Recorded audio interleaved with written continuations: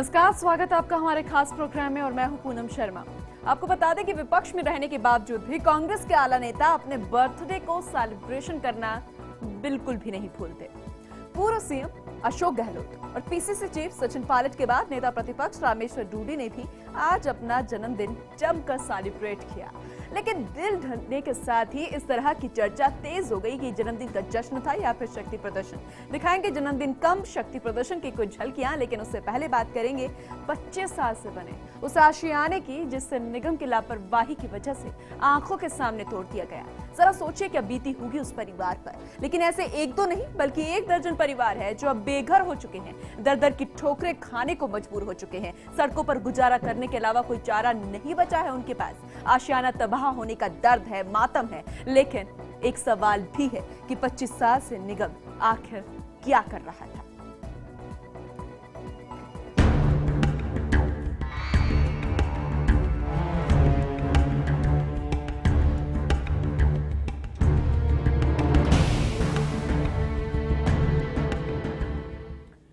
जीवन के 32 साल, इंसान अपनी आधी से ज्यादा जिंदगी इन सालों में जी लेता है।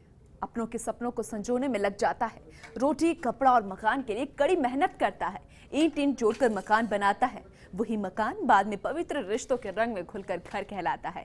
25 साल बीत जाते हैं उस आशियाने में, लेकिन 2 विभागों की लापरवाही से उस इंसान की आंखों के सामने ही उसके आशियाने पर बुलडोजर चल जाता है। उस समय खाकी और अफसरशाही भी अपराधी लगने लगती है। कितना मुश्किल होता है ये सब देखना। लेकिन उदयपुर के एक गांव के दर्जनों परिवारों ने अपने सपनों के घर को टूटते हुए देखा है। रोते बिलखते बच्चों की हालत देखकर भी बेपरवाह खड़े निजामों को देखा है। चलिए आपको भी ले चलते हैं बेबसी में बेसुध पड़ी बेदला की एक बस्ती की ओर। जरा ये रिपोर्ट देखिए। तो हमारे सासू जी मर गए, पहले से आया नोटिस, हार्ट अटैक हो गया, 2 जने शांत हो गए और ये देते ही जा रहे बस।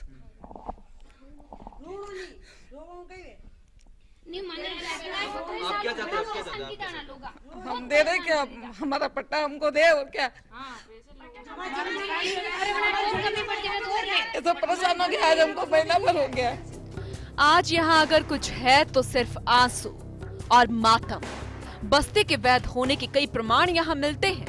कुछ लोगों को तो मकान बनाने के लिए बैंक से लोन भी दिया गया। बस्ती में पक्की सड़क, हैंडपंप, बिजली, नल कनेक्शन और रोड लाइट साबित करती है कि ये बस्ती अवैध नहीं हो सकती। निगम ने इतने सालों में आज तक जमीन उनकी होने का प्रमाण आखिर क्यों नहीं दिया? क्यों इस जमीन पर कोई बाउंड्री वॉल अब से पहले नहीं बनवाई गई? 20 साल से 25 साल से 30 साल से अगर ये जगह इनकी है तो इनको बाउंड्री बना के उस चीज़ को और जनता को बताना चाहिए था ये जगह हमारी है। जब पंचायतें इनको पट्टे दे दिए, पब्लिक को पट्टे दे दिए और ये जगह जायज़ समझ के पब्लिक ने अपने जीवन भर की पूंजी जो उन्होंने कमाया, किसी ने दुख से, किसी ने सुख से, किसी ने मजदूरी करके जैसे भी कमाया है और इन घरों को बनाया अपने जीवन भर की पूंजी को, आज उस पूंजी को ये मतलब चाहते हैं कि वो पब्लिक सड़क पे बैठ जाए और भीख मांगने की कगार पे पहुंच जाए, तो ये चीज़ अच्छी बात नहीं है। इतनी 11 के दिन इन्होंने मतलब पब्लिक को खाना पीना हराम हुआ। आज भी इतने लोग यहाँ से बीमार हैं, हॉस्पिटल पहुंच चुके हैं और वो चाहते हैं कि हमारा गया जो हमको भी दिलाओ। हम भी गरीब है, वो भी बेचारे कहाँ जाए, वो भी सड़क पे बैठे हुए हैं। बस्ती में रहने वाला लोकेश कुमार जन्म से ही पोलियो की लाइलाज बीमारी से ग्रसित है। चलना फिरना तो दूर, अपने हाथ से रोटी का एक निवाला तक नहीं खा सकता। उसकी बेबस माँ ललिता देवी का यही कहना है कि एक एक पाई जोड़कर बड़ी मुश्किल से मकान बनाया। दिव्यांग बेटा बोझ नहीं है, पर घर टूट जाएगा तो इसको लेकर कहाँ जाऊंगी मैं? सड़क पर बैठने के अलावा भी अब कोई चारा नहीं बचा। घर के बाहर बैठ जाए, रोड पे बैठ जाऊंगी, अब कलेक्टर के बाहर बैठो, इस बच्चे को लेके मैं काम करने जाऊँ? इस बच्चे को कोई संभालने वाला ही नहीं है मेरे तो। महापौर का कहना है कि जिन लोगों के मकान तोड़ दिए गए वो अपने दस्तावेज जमा कराएं तो उन्हें नियमानुसार क्वार्टर दिए जा सकते हैं। और बाकी जिन लोगों को वहाँ से मकान खाली करवाए हैं उन्हें कहा है कि अपनी जो नियमानुसार कागज आप दें, उन्हें भी लिया में हम वहाँ जो भी नियम है उनके अनुसार क्वार्टर्स देने की कोशिश करेंगे। यहाँ के लोगों के लिए खुशियां बीते जमाने की बात हो गई। आज इनके पास अगर कुछ है तो सिर्फ आंसू, और कल का कुछ भी पता नहीं। हद तो ये है कि चुनाव के समय वोट के लिए इनके हाथ जोड़ने वाले नेता भी अब इनके लिए बेगाने हो गए हैं। फर्स्ट इंडिया के लिए उदयपुर से मनु राव की रिपोर्ट। उदयपुर से हमारे संवाददाता मनु राव भी जुड़ चुके हैं, उनका रुख करते हैं। मनु राव, वाकई स्थिति समझ नहीं आ रही है। 25 साल हो गए हैं, आखिर निगम तब कहां था?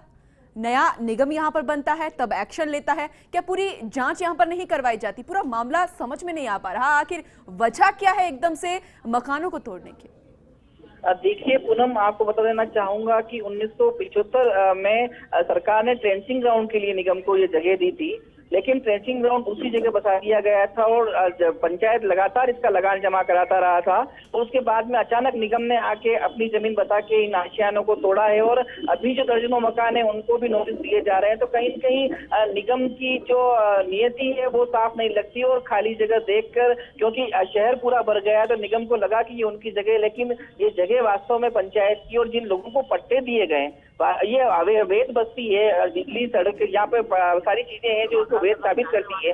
लेकिन उसके बाद भी निगम का ये रुख है जो जनता के प्रति है, जो बेदला वासियों के प्रति है, ये थोड़ा सा समझ से परे है पूनम। लेकिन जैसे कि आपने बताया कि पंचायत से लगान दिया जाता था, क्या इस बार देरी हो गई या फिर पंचायत से मशवरा नहीं लिया गया, जानकारी नहीं जुटाई गई? क्या आखिर किस चीज में कमी आ गई या फिर कौन सी वजह यहाँ पर निकल कर आ गई कि इनको मकानों को तोड़ना जरूरी पड़ गया? पुनः बताना चाहूंगा, निगम का जो प्रशासन है, जहां तक महापौर का कहना है कि उनके पास जमीन नहीं है और ये 16.5 बीघा जो जमीन है ये निगम की है और निगम कोर्ट से ये जमीन जीत चुका है, बल्कि जबकि पंचायत ने इसका लगान जमा कराया था। लेकिन कागजों में कहीं कभी ये साइन नहीं हुए कि ये पंचायत की जमीन है, क्योंकि 1975 में ट्रेंचिंग ग्राउंड के लिए सरकार ने ये जमीन दी थी और ट्रेंचिंग ग्राउंड दूसरी जगह स्थापित कर दिया गया था, तो ये जमीन निगम की होनी नहीं चाहिए वैसे अगर बात करें। लेकिन पंचायत और निगम दोनों ने कागजों में कभी इस बात पर विचार नहीं किया, कागजों में कभी साइन नहीं किए, इसलिए जमीन अभी भी निगम के खाते में बोल रही है, जबकि पंचायत इस पे अपना दावा कर रही है। और जो लोग यहाँ पर बसे हुए हैं उन लोगों को बैंक से लोन तक मिला है, तो कहीं न कहीं इस जमीन का जो विवाद है अब फिर से कोर्ट की तरफ रुख कर सकता है। लेकिन इसमें पिस्ता जो जा रहा है वो आम लोग है। दर्जनों मकान तोड़ दिए गए, तस्वीरें जिस तरीके से दिखा रहे हैं, पथराई आंखों के सामने आशियाना तोड़ दिया गया। क्या उसका कोई दूसरा विकल्प नहीं निकाला गया? क्या महीनों पहले इन्हें नोटिस नहीं थमाए गए कि आप अपना जो आशियाना है या फिर हम दूसरा विकल्प आपको दे रहे हैं, आप वहां पर जाइए, उसके बाद इन मकानों को तोड़ा जाएगा? बिल्कुल पूनम, यहाँ पे अभी जो बस्तीवासी अभी जो बसे हुए हैं, अभी भी सैकड़ों लोग यहाँ पे बसे हुए हैं। 5.5 बीघा जमीन को इन्होंने जमीन दोस्त किया है, बाकी जो 11 बीघा जो जमीन है वहां पर अभी भी लोग बसे हुए हैं। वो सारे लोग अधिकारियों से मिल रहे हैं, जनप्रतिनिधियों से मिल रहे हैं, कहीं न कहीं बीच का रास्ता निकालने की बात कर रहे हैं, लेकिन उनको कभी अभी तक कोई ठोस आश्वासन इस मामले में नहीं मिल पाया। तो अभी सारे लोग घबराए हुए हैं पूनम, और ये पता नहीं है कि कल सवेरे उठते ही उनके मकान तोड़ दिए जाए, ध्वस्त कर दिए जाए, क्योंकि बिना नोटिस के अचानक ही निगम का दस्ता पहुंच जाता है और बुलडोजर इनके 25 सालों के सपनों पे फिर जाता है। तो कहीं न कहीं ये इनके लिए अभी पशुपेश की स्थिति बड़ी हुई है और अधजगी नींद में ये लोग सो रहे हैं, तो कहीं भी ये कुछ हो सकता है। बिल्कुल मनु राव, बड़ी ही यहाँ पर लापरवाही है कि नोटिस नहीं दिया, आप एकदम से आते हैं, उस आशियाने को तोड़ते हैं जो कि खून पसीने की कमाई का बनाया हुआ आशियाना है। और अब वो लोग कहां पर जाए? क्या इस बाबत उन लोगों से बातचीत की गई या उन बच्चों के बारे में सोचा गया जो अपने परिवार वालों के साथ सड़कों पर आ गए हैं? क्षेत्रवासियों से किसी ने बात करने की कोशिश की? क्योंकि महापौर तो अपना हक यहां पर जता रहे हैं, अब क्षेत्रवासियों का क्या कुछ कहना है, कहां जाएंगे वो? बिल्कुल, अभी जिस तरह से सत्ता में भाजपा है, यहाँ पर भाजपा का बोर्ड है, क्षेत्रवासी भाजपा के दिग्गजों से मिल रहे हैं। मनु राव, मैं आपको रोकना चाहूंगी क्योंकि खुद आजाद शत्रु जी हमारे साथ जुड़ गए हैं, क्षेत्रवासी वहां के, वही अपने हाले बयां कर देंगे। आजाद जी, स्वागत है आपका फर्स्ट इंडिया में। जी जी जी, शुक्रिया जी। आजाद जी, क्या कुछ कहना चाहते हैं? दर्जनों मकान तोड़े जा रहे हैं, क्या आपके रिश्तेदार या आपके भी मकान पर इस तरीके की गाज गिरती नजर आ रही है? मेरा खुद का अपना एक मकान यहाँ है जो मैंने कवि सम्मेलनों की कमाई से दूर दूर की यात्राओं से मेहनत करके बनाया है पिछले कई वर्षों में जी। साथ ही यहाँ हर वर्ग के लोग रहते हैं, यूं समझिए कि अमीर कोई नहीं, यहाँ लगभग गरीब और सामान्य मध्यम वर्गीय परिवार के लोग रहते हैं। इनके पास ग्राम पंचायत के पट्टे हैं बाकायदा, इनके पास नक्शे पास किए हुए हैं, इंदिरा आवास के मकान है, और ऐसे लोग भी हैं जो कि जीवन यापन भिक्षावृत्ति से बिताते हैं, वो भी हैं। कहीं बशीर बद्र ने लिखा था, लोग टूट जाते हैं घर बनाने में, तुम तरस नहीं खाते बस्तियां हटाने में। बिल्कुल। दिक्कत क्या है जी आजाद जी, मैं ये कहना चाह रही हूँ कि महापौर जी अभी यहाँ पर कह रहे हैं कि आप अपने डॉक्यूमेंट्स जमा करा दो, उसके बाद आपको क्वार्टर्स दे दिए जाएंगे। इस बारे में क्या आप सबने मिलकर सोचा है? क्या हमें कुछ इस तरीके का एक्शन लेना चाहिए? क्योंकि पता नहीं सुबह उठे तो ये मकान तोड़ दे हमारे। ये वही वाली बात हुई कि किसी को कहे परिंदे को तुम्हारा घोंसला उजाड़ देते हैं, तुम्हें एक नया घोंसला दे देंगे, वो कैसा होगा क्या होगा अलग बात है। देखिए उनकी कोई योजना नहीं है, सिर्फ यहाँ पे छुटपुट थोड़ी सी जमीन बीच में बची हुई पड़ी है जिसका कोई महत्व ऐसा नहीं है कि वहाँ ये कह रहे हैं कि हम गौशाला बनवा देंगे, वहाँ ये कह रहे हैं कि हम अपने कर्मचारियों के लिए क्वार्टर बनवा देंगे। देखिए एक बसी बसाई बस्ती को उजाड़ करके आप नई बस्ती बसा रहे हैं। मेरा एक सामान्य सा एक मासूम सा सवाल है कि क्या ऐसा नहीं हो सकता कि कहीं दूसरी जगह पे इस बस्ती को बसा ले, वो अपने क्वार्टर्स वाले। वाकई जिस मद में यह जमीन मिली थी ट्रेंचिंग ग्राउंड के मद में, तब यहाँ भारी लोगों का विरोध हुआ। उस विरोध के चलते दिबेदला माता जी का भव्य मंदिर है यहाँ पे, उसके चलते तीसरडी में यह जमीन दे दी गई। अब जब जमीन उस मद में मिल चुकी थी, लेकिन एक कमी ये रही कि कागजों में इसको निरस्त नहीं किया गया। जब निरस्त नहीं किया गया तो उसको उस कमी को यहाँ पे पूर्ति कर ली जाए, यहाँ पे उसका सुलझा लिया जाए। हम तो इतना कह रहे हैं कि अगर आपको ऐसा लगता है कि हम कहीं फॉल्ट में, जबकि हमारे पास में ग्राम पंचायत के पट्टे हैं, लेकिन फिर भी आपको लगता है कि हम अगर गलत जगह काबिज हैं, तो आप हमें एक पेनल्टी लगा दीजिए। बिल्कुल। आजाद जी, क्या आपने इस बारे में महापौर से या निगम के अन्य अधिकारियों से बात करने की कोशिश नहीं की? और दूसरा सवाल यहाँ पर आजाद जी कि उन्होंने आपको नोटिस भी पहले नहीं दिए हैं। जी कई लोग ऐसे हैं जिनको नोटिस मिले नहीं और उनके मकान गिरा दिए। तो ऐसे में क्या अब आगे कोई कार्रवाई करने का नहीं सोच रहे कि अब ये मांग जो है हम आगे रखेंगे? 2-3 चीजें हैं। हम एक तो सोच रहे हैं कि न्यायालय की शरण में जाएं, साथ में हम ये सोच रहे हैं कि अगर यहाँ के जो प्रदेश के गृह मंत्री है गुलाब चंद जी कटारिया, जो सर्वे परी है यहाँ पे उदयपुर शहर में, उनसे मुलाकात का कल हमारे पास में एक समय मिला है कि हम कल सवेरे उनसे मुलाकात करेंगे। उनसे मुलाकात करने के बाद में क्या नतीजा निकलता है, उसके बाद हम आगे की कार्यनीति तय करेंगे। चलिए, हम भी उम्मीद करते हैं कि जो आपका सपनों का आशियाना है वो उजड़े नहीं, लेकिन एक अच्छा विकल्प जो है वो निकल जाए। बहुत बहुत शुक्रिया आजाद जी, फर्स्ट इंडिया से जुड़ने के लिए बहुत बहुत धन्यवाद आपका। हमारे साथ हमारे संवाददाता मनुराव भी जुड़े हुए हैं। मनुराव, आपने भी सुना, काफी गुस्सा तो उनका है। कई लोग ऐसे थे जिन्हें नोटिस नहीं थमाए गए, अब ये न्यायालय जाने का सोच रहे हैं कि वहां पर अपनी बात जो है जाकर रखेंगे। क्या लगता है कि कोई हल निकल पाएगा?